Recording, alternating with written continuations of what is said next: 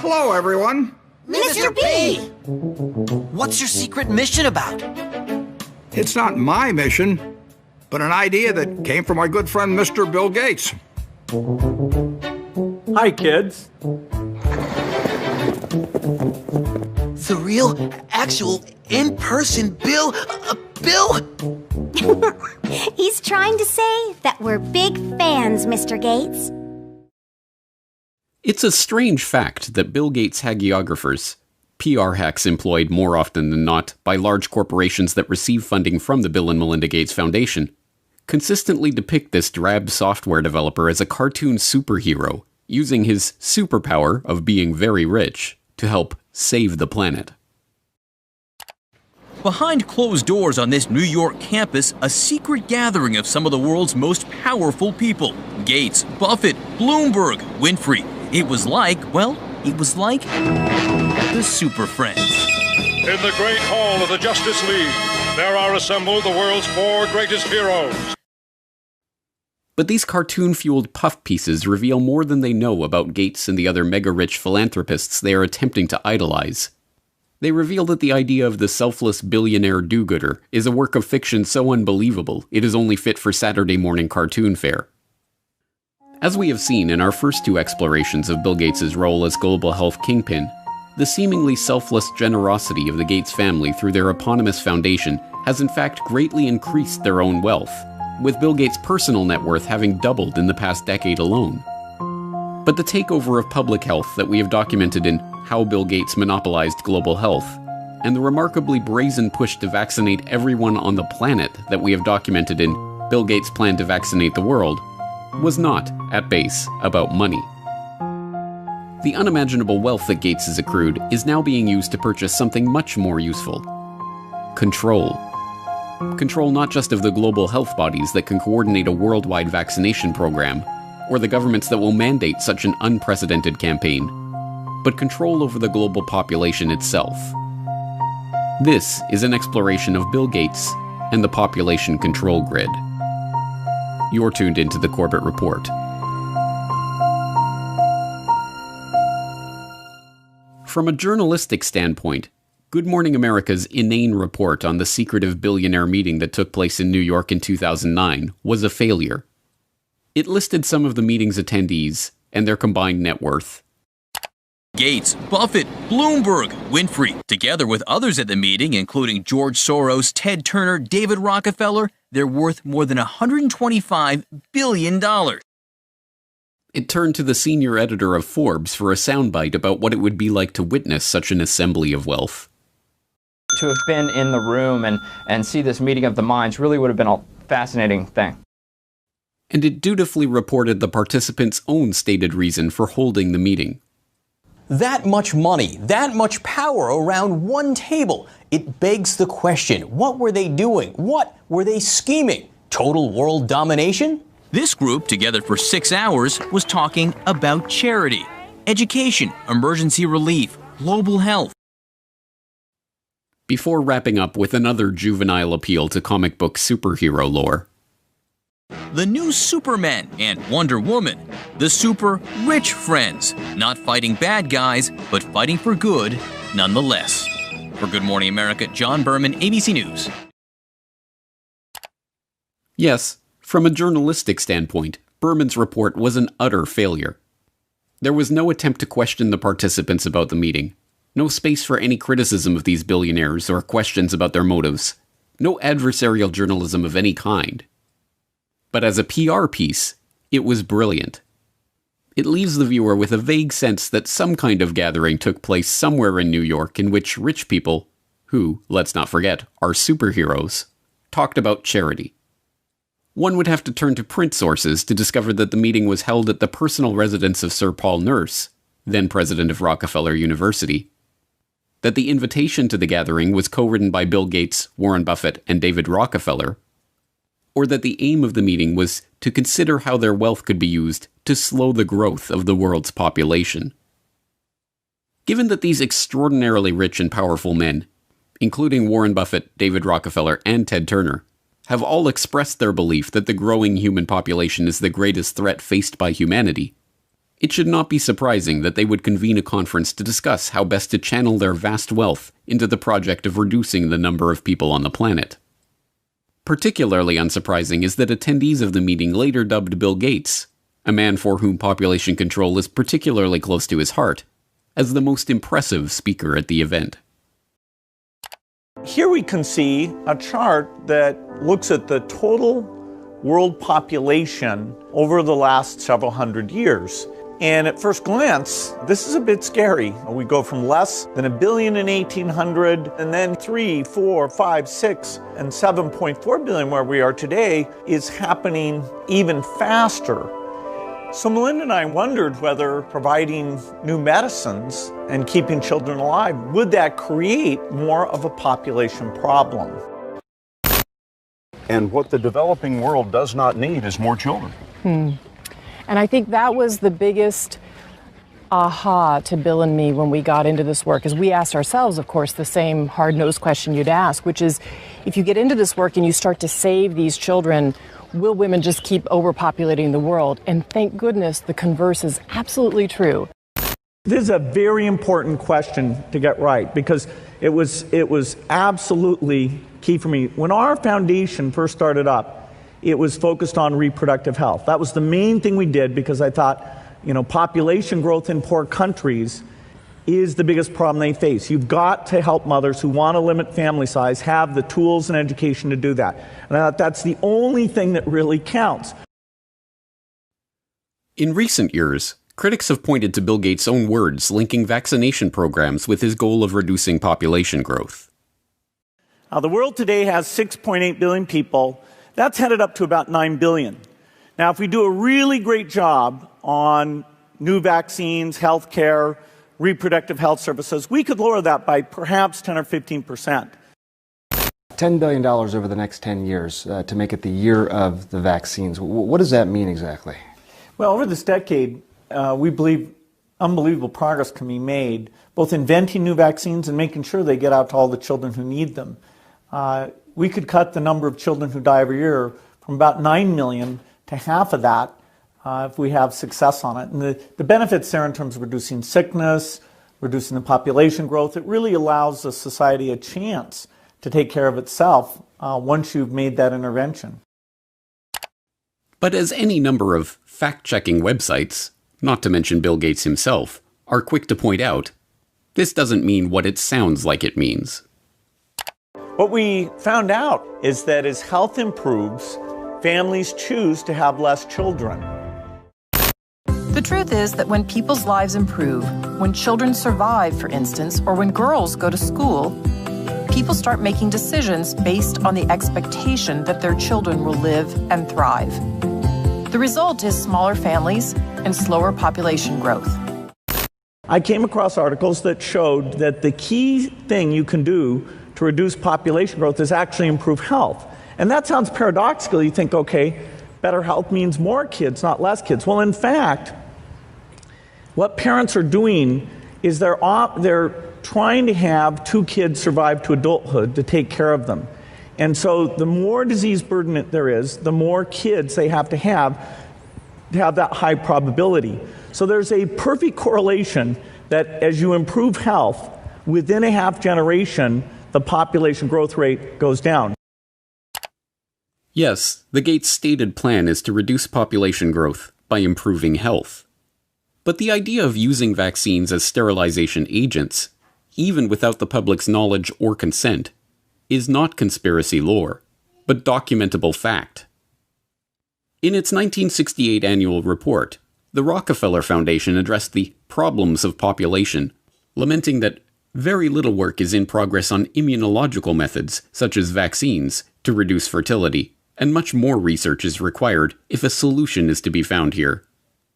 The Foundation vowed to correct this problem by funding established and beginning investigators to turn their attention to aspects of research in reproductive biology that have implications for human fertility and its control.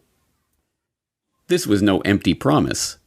By the time of its 1988 annual report, the Rockefeller Foundation was able to report progress on its funding into contraceptive research, including Norplant, a contraceptive implanted under the skin of a woman's upper arm and effective for 5 years.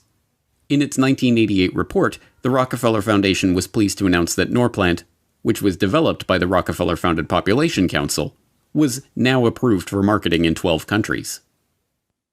The Rockefeller's Population Council and other research organizations joined with the World Health Organization in 1972 to create a task force on vaccines for fertility regulation. By 1995, they were able to report progress in developing a prototype of an anti-HCG vaccine, which works by combining an immunogen formed from a synthetic peptide of human chorionic gonadotrophin, HCG, a hormone secreted by the surface of the early embryo to remain implanted in the womb, with a toxoid carrier molecule. The vaccine stimulates an immune reaction, causing women to develop antibodies against the hormone, thus preventing them from carrying babies to term. But beginning in the 1990s, a series of scandals over WHO-led vaccination programs in the Third World led to allegations that tetanus vaccines in places like the Philippines and Kenya were being laced with HCG in order to implement population control by stealth. The controversy generated by these stories led global institutions to step back from the campaign to champion population control by vaccine. But, as usual, the Bill and Melinda Gates Foundation was there to renew interest, working with the UK government to host a London summit on family planning in 2012, at which the foundation announced their support for funding the research, development, and deployment of injectable contraceptives to the developing world. You heard me talk earlier about Sadie, who I met in Niger. She was traveling 15 kilometers to get an injection. But let's ask ourselves, what if she didn't have to travel to that clinic? If we put it in her perspective, how can we keep her in her village to get the contraceptive she wants? Well, Pfizer is testing a new form of depot. The injection that she goes 15 kilometers to get, they're now putting it in a new form, a new device that can be given. It's very, very small. It's called Uniject. I think it's going to be pictured here. It's a high-quality product. It's effective. It's safe. It's tiny, as you can see. And it can be put in a healthcare worker's kit to give to the woman at the village level. So Sadie won't have to go 15 kilometers any longer to get that injection. But the Gates were not content to stop there. In 2014, it was announced that Microchips Biotech Inc., a company in Lexington, Massachusetts, had developed a new form of birth control. A wireless implant that can be turned on and off with a remote control and that is designed to last up to 16 years. According to MIT Technology Review, the idea originated when Bill Gates visited Robert Langer's MIT lab in 2012 and asked him if it would be possible to create an implantable birth control device that could be turned on or off remotely. Langer referred Gates to the controlled release microchip technology he had invented and licensed to Microchips Biotechnology, and the Gates Foundation granted $20 million to the firm to develop the implants. Reducing population growth has, by Gates' own admission, been a core mission of the Gates Foundation since its inception. But in order to really understand what Gates means by population control, we have to look beyond the concept of controlling population size. At its most fundamental level, the population control that Gates speaks of is not birth control, but control of the population itself. In order to understand the broader population control agenda and how it ties into the Gates Foundation's plans, we have to look at a puzzling development that took place in 2017.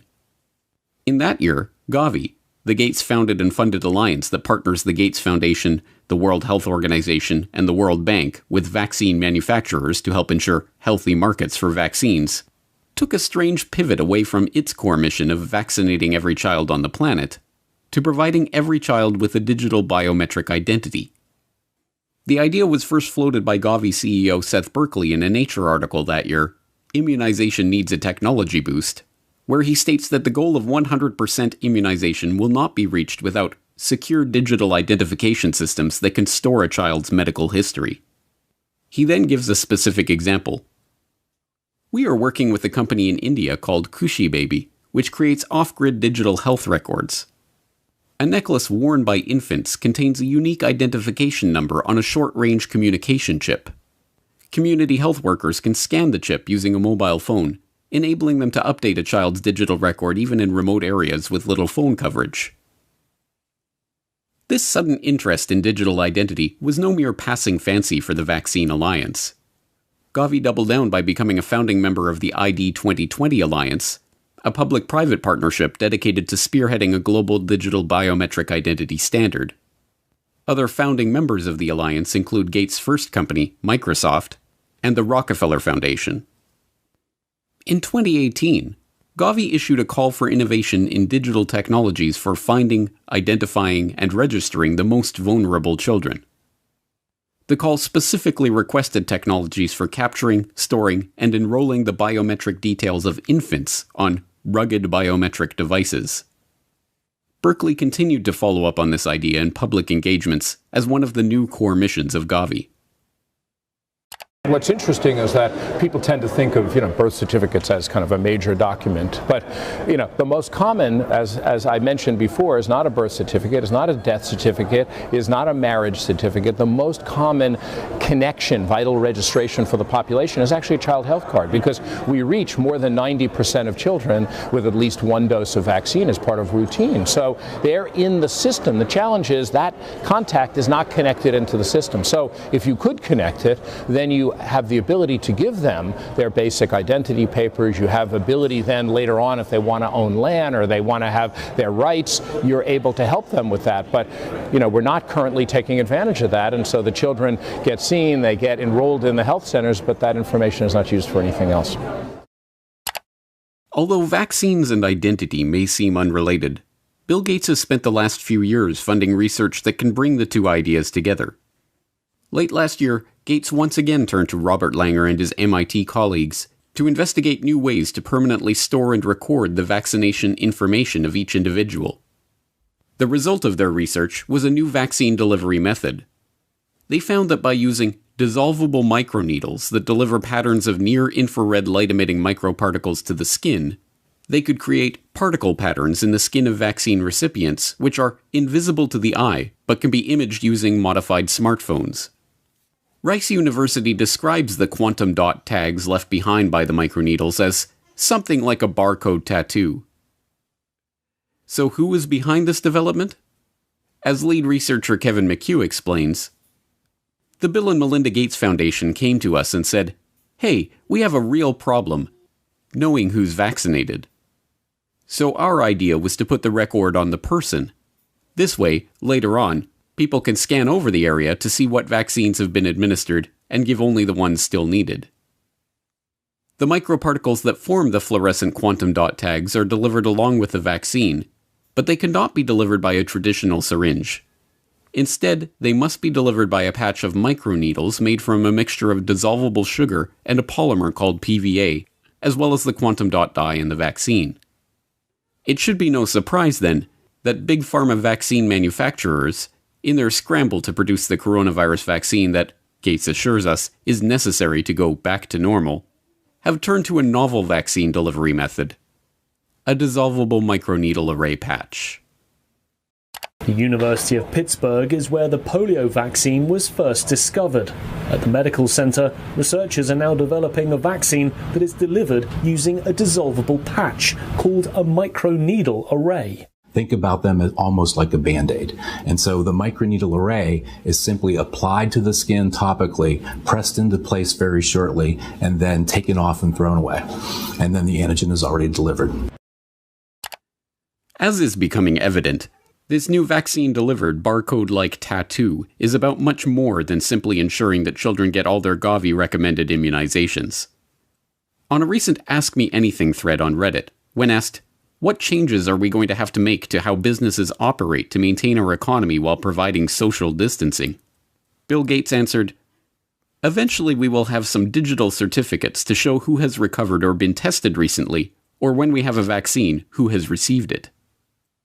In his answer, Gates fails to mention that he has himself been instrumental in kickstarting and funding the research into the very type of digital certificates for vaccination that he is speaking about, or that these digital certificates, likely, at first, to be a digital marker linked to a biometric ID, could very well one day take the form of vaccine-implanted quantum dot tattoos.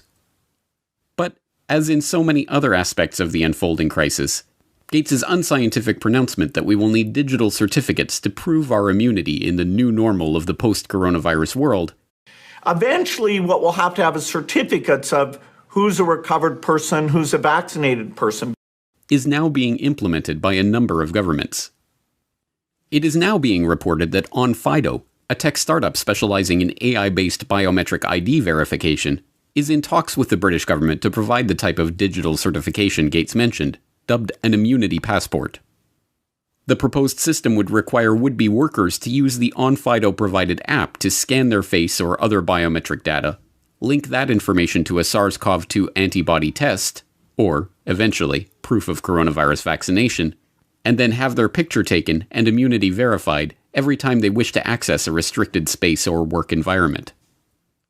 Last month, OnFido announced that it had raised $50 million in a round of investments led by Bill Gates's old company, Microsoft. But this is not Gates's first experience with the field of biometric identity.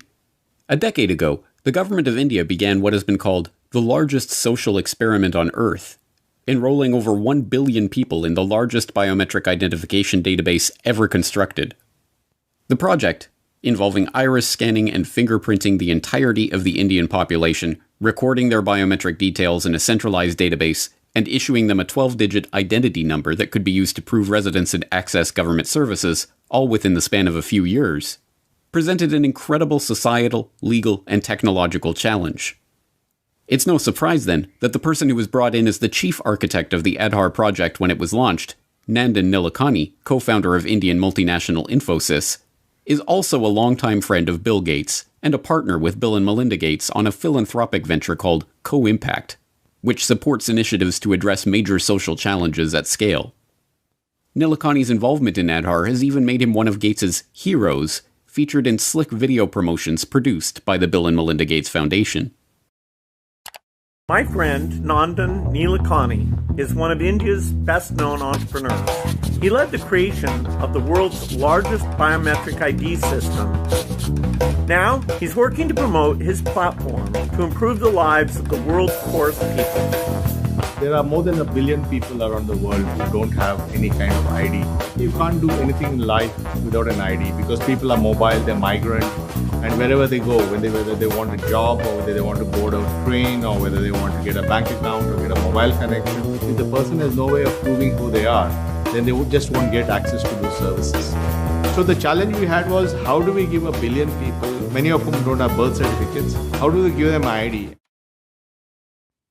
And Gates has personally praised the Aadhaar scheme as a huge asset for India. Well, Aadhaar is a huge asset for India. It was designed very well. The fact that you can make digital payments so easily, you can open a bank account. India is a leader in that. Our foundation, worked with the Reserve Bank. Nandan Nilekani and a group of people that he pulled together did a great job. But Gates is not merely an arm's-length admirer of the Aadhaar experiment. He is not only personally connected to its chief architect, he is also connected to one of the key companies that spearheaded the technology that underlies the project's biometric database. The company that provides the iris recognition technology at the core of the Aadhaar system, IDEMIA, also provides facial recognition systems for the Chinese government and is currently developing digital driver's licenses for use in the United States.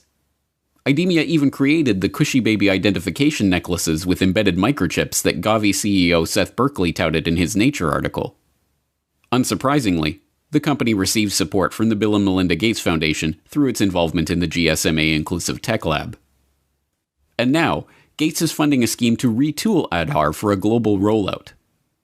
In 2014, the World Bank created a multi-sector working group to launch the Identification for Development Initiative, or ID4D, which aims to support progress toward identification systems using 21st century solutions.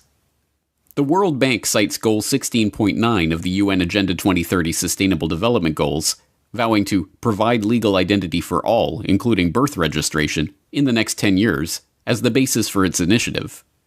But ID4D was little more than a pipe dream until 2016, when the Bill and Melinda Gates Foundation provided catalytic contributions to launch the ID4D Multi-Donor Trust Fund, which enticed the UK, French, and Australian governments, along with the Omidyar network, into a partnership aiming to shape global approaches and a shared vision on identification. Unsurprisingly, this World Bank ID4D initiative includes Nandar Nilekani, Gates's partner and the chief architect of Aadhaar, on its advisory council, and Gates has said that he is funding the World Bank to take this Aadhaar approach to other countries. This headlong rush to capture the biometric details and assign digital identification to every person on Earth is sold to the public under the guise of financial inclusion. The poorest people on the planet have trouble accessing financial services and receiving government aid because they don't have official government identification papers. In this formulation, being issued a government ID, having one's biometric details registered, tracked, and databased by the government, is a human right that must be secured. It should be no surprise by this point that this human right also has direct benefits for big business and for the entities that are looking to exert greater control over the human population. Gates provided insight into the real purpose of this identification control grid in a speech at the Financial Inclusion Forum hosted by the US Treasury in 2015. Every country really needs to look through these KYC, Know Your Customer rules, to make sure that customers are able to prove who they are. But of course, in many countries, you don't have any type of ID system. And the lack of an ID system is a problem, not just for the payment system, but also for voting and health and education and taxation. And so it's a wonderful thing to go in and create a broad identification system. Again, India is a very interesting example of this, where the Aadhaar system, which is a 12-digit identifier that's correlated to biometric measures, is becoming pervasive throughout the country and will be the foundation for how we bring this low-cost switch to every mobile phone user in India. The same type of thing is happening now in Pakistan, and there's early beginnings of creating these ID programs in Africa as well. We expect to be able to use the ID so that when you show up for any government service, say you walk into a primary health clinic, we'll be able to take that bio-ID very quickly and bring up your electronic health record. Even if you've moved from one part of the country to the other, you will be well tracked and well served without nearly as much paperwork or waiting. And so the ID system is foundational. The ID control grid is an essential part of the digitization of the economy.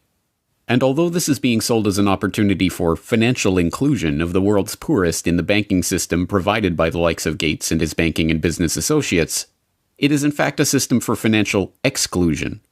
Exclusion of any person or transaction that does not have the approval of the government or the payment providers. Once financial flows go underground, where you have lots of legitimate transactions mixed in with the ones you want to track, and once they're going over a digital system that the U.S. has no connection to, it's far more difficult to find the transactions that you want to be aware of or that you want to block. And once again, this is no mere theoretical talk from Gates. He has been intimately involved in this process of switching the world over to a digital payment grid tied to biometric identity. In 2012, the Bill and Melinda Gates Foundation helped found the Better Than Cash Alliance, which brings together governments, international organizations, and the private sector to accelerate the transition from cash to digital payments globally. And when the Indian government made a bold move to demonetize large amounts of its circulating currency in order to draw off-the-books funds back under the purview of the Indian tax office, there was Gates to praise the move as an important step toward the creation of a brave new digital economy, tied, of course, to the Aadhaar ID grid. The bold move to demonetize high-value denominations and replace them with new notes with higher security features is an important step to move away from a shadow economy to an even more transparent economy. And digital transactions really, I think, will rise dramatically here. In fact, I think in the next several years, India will become the most digitized economy, not just by size, but by percentage as well. All of the pieces are now coming together.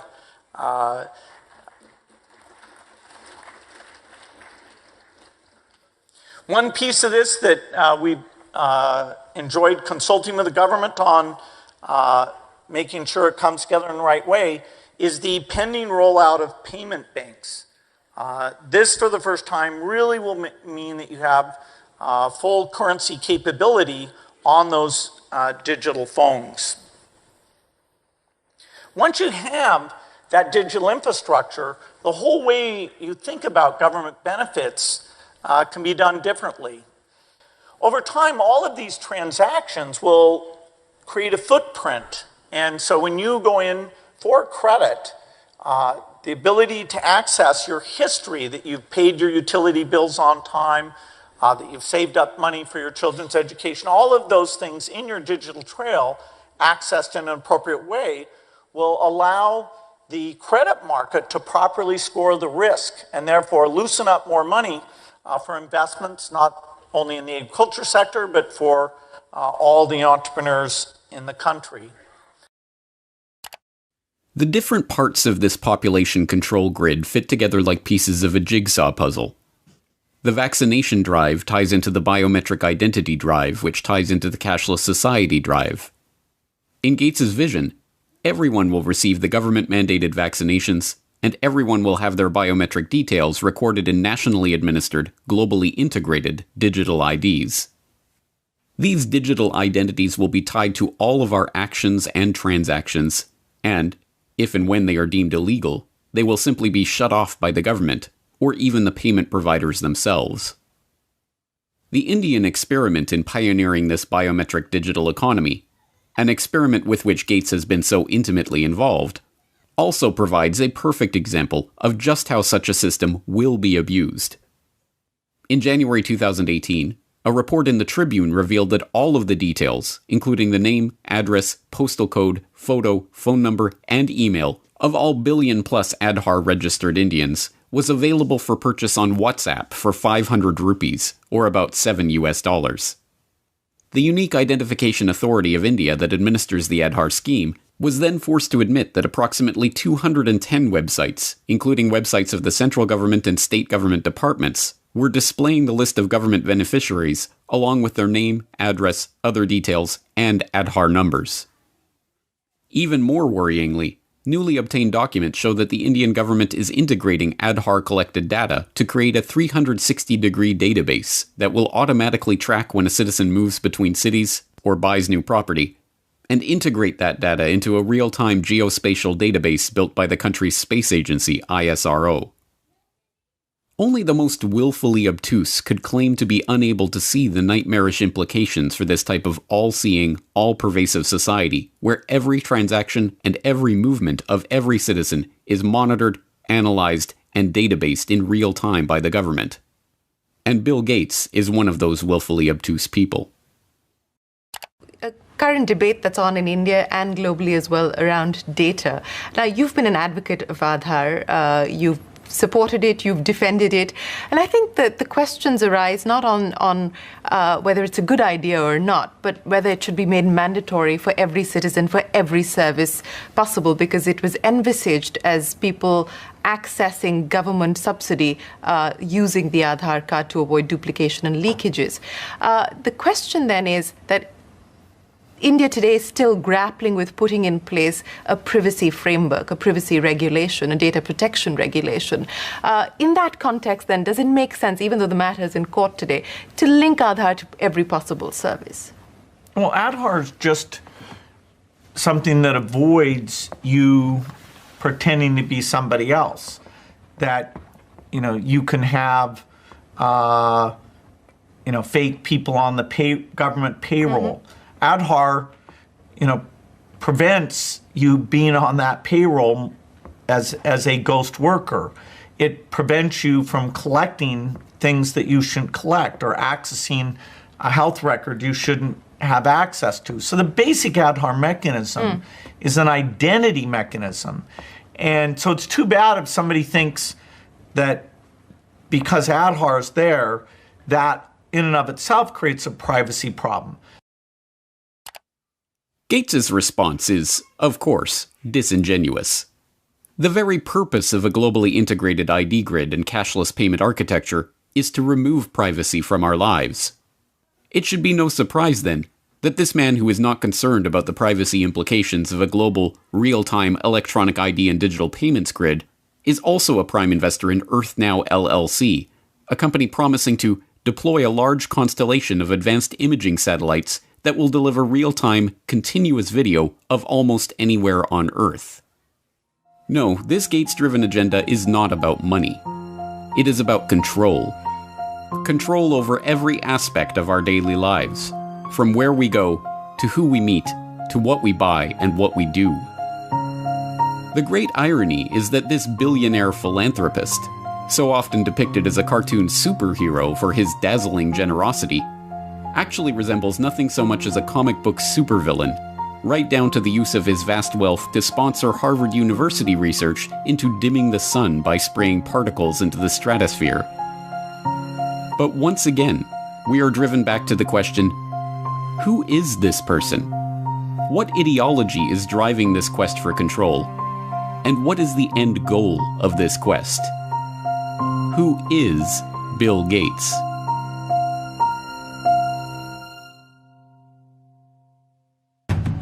Next time on the Corbett Report. Are you a business genius too? Well, I wouldn't say genius. 900 people get on the plane Monday morning and they all go down to try to help Bill Gates. Every corner we've turned in the field of global health, we've found that the Rockefellers were already there and had been there for years. But that's called the death panel, and you're not supposed to have that discussion. Meet Bill Gates.